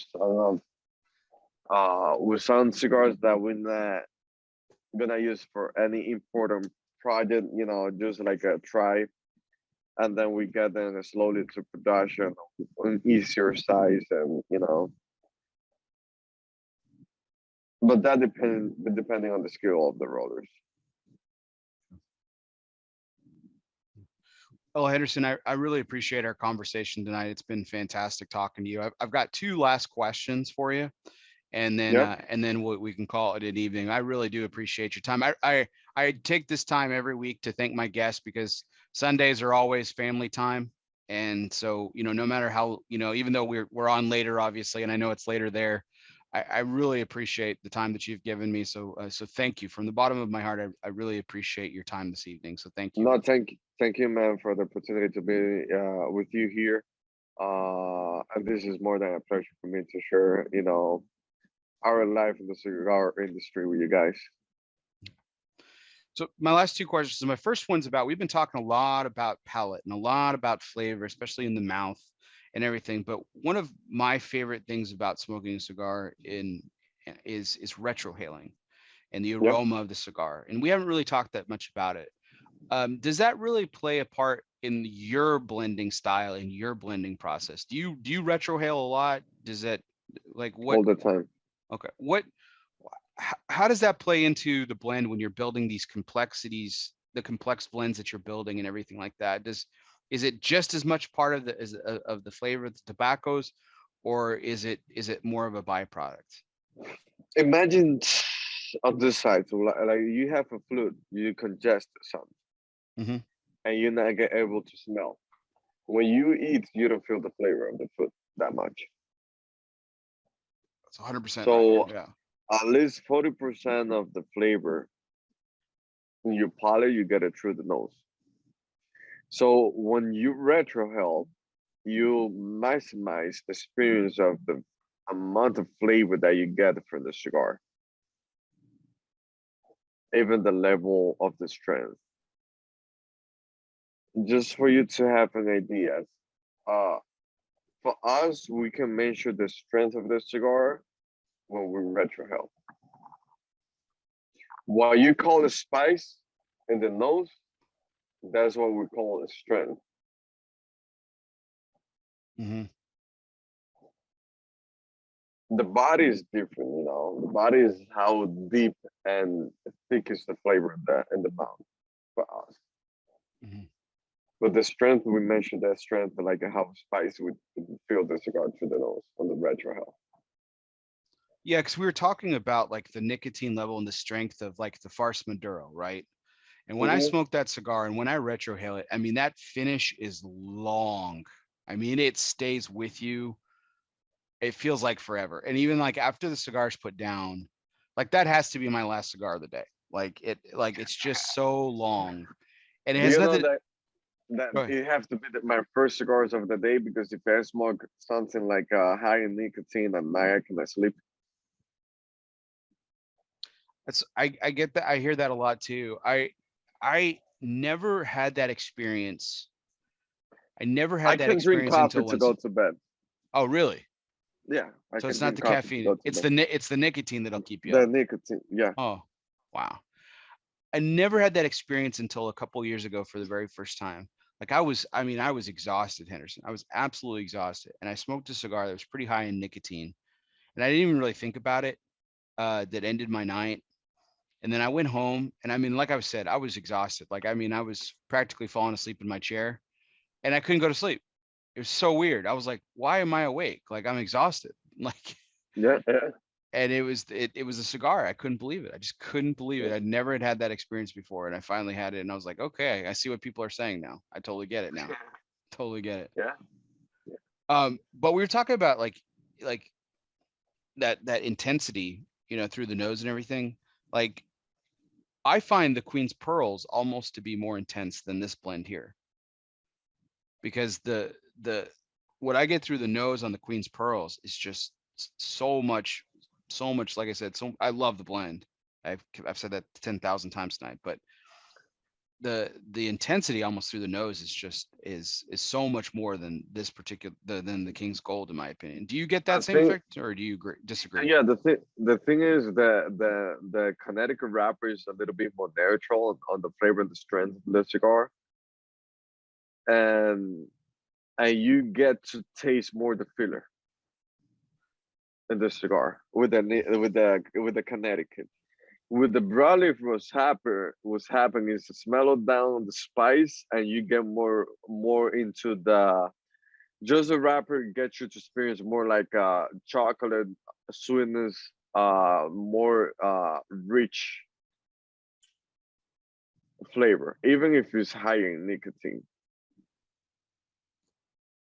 So it's kind of mellow down the spiciness in the cigar, and I that's agree. why you feel like a less intensity on the retro. Absolutely. Well, Henderson, again, I can't thank you enough for tonight's conversation. I have one last question, and as always, it is our curveball segment.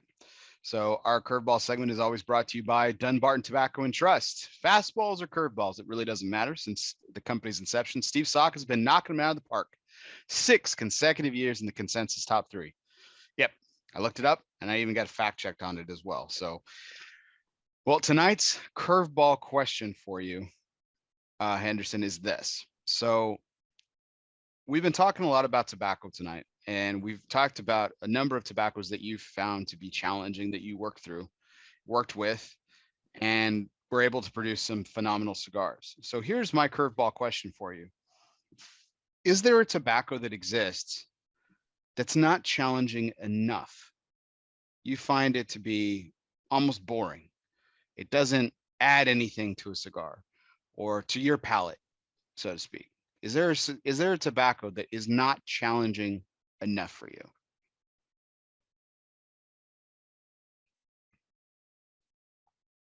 Almost bar. I'm sorry? That you say almost bar. It's the cigar. Almost boring. Yeah, like it just, you feel like it just it it doesn't do anything for a blend. You mentioned tobaccos tonight that you don't like, but you've been able to make cigars with them. I'm just saying, is there a tobacco that you find just does not add anything to a blend? It's just not Indone- challenging in enough. Indonesia. Indonesian. Okay. The Basuki is a tobacco that is very natural, no strength, not much flavor. Is very natural. Doesn't add too much to the blend. Sometimes we use that tobacco when we want to, like as binder, when we don't have the binder to interrupt the flavor of the binder, the combination of the binder of the filler and the wrapper, just to keep it like that. Because I was gonna say you've used Indonesian a couple of times, but Yeah, you're saying it's yeah, just very natural. It yeah. just It's natural, okay. pretty much. Yeah, nothing to add to the blend with that tobacco.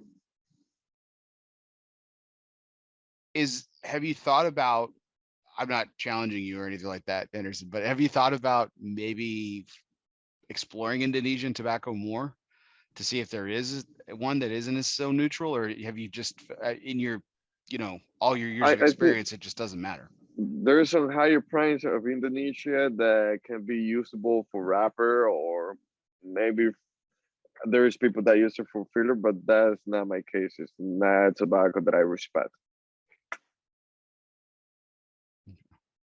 Interesting. for premium cigar. Well, Henderson, again, once again, I can't thank you enough for tonight's conversation. I was really looking forward to an intense tobacco conversation, and it certainly was that. We talked a lot tonight about different tobaccos and the challenges and what they add to blends and everything. And I've been a fan of yours for a really long time. I love a lot of your cigars, as we talked about earlier as well. And this was an absolute great conversation. So thank you so much for your time. It's been absolutely great sitting down with you. So I appreciate it. No, thank you very much, man. I hope that all your followers enjoy the interview here and the time that we have together. I hope to be in the show another time also. Man, make this show earlier. I get, I get that a lot. I get that a lot. Yeah. I've No, Go ahead. but I have a good time. I always a pleasure, man, to have a conversation with you. Always interesting question, and it's more than a pleasure for me to share as much information as I can. So, um, also to talk more about Aventura, there's a lot of if we go through conversation and things that we're doing, let's do that next year. And I can talk more about the tobacco that we're gonna bring in, man. I'm It's gonna be excited. excited. It's gonna I'm be an excited. exciting year. It's gonna be an exciting year for us. Wonderful. Well, I can't wait. We'll definitely have you back, and we'll be talking about more great tobaccos then as well. So thank you so much. For my audience, like Henderson said, this is late for everybody, and we really appreciate everyone's time. This is our 185th take. I really do appreciate all your likes, shares, and comments. Check out our YouTube page, ELOSOFUMAR. Don't forget to hit the subscribe button. Also, you can hit the like button on our Facebook page. That's where you can find a calendar of upcoming guests, as well as previous takes as well. And if you are listening to this podcast later, wherever you happen to listen to podcasts, whether that be on Apple Podcasts, Spotify, Google Play, Podbean, or wherever you listen to podcasts, we appreciate that. Don't forget to hit the download subscribe button as well. If you already are a subscriber, do me a favor, hit the unsubscribe button, but please don't forget to hit the resubscribe button, because that actually helps my numbers and it allows me to get great guests like Henderson tonight. So thank you so much to everybody out there. Again, this was our 185th take. Done 185 of these, still can't believe it. But on the road to our 4-year anniversary show coming up here in a couple of months. I'm Bear Duplessis, your host, as always, live from the Alec Bradley Lone Star Studios of Euless, Texas. This is ELOSOFUMARTAKES. And guess what, everybody? We'll see you next time. See you, man.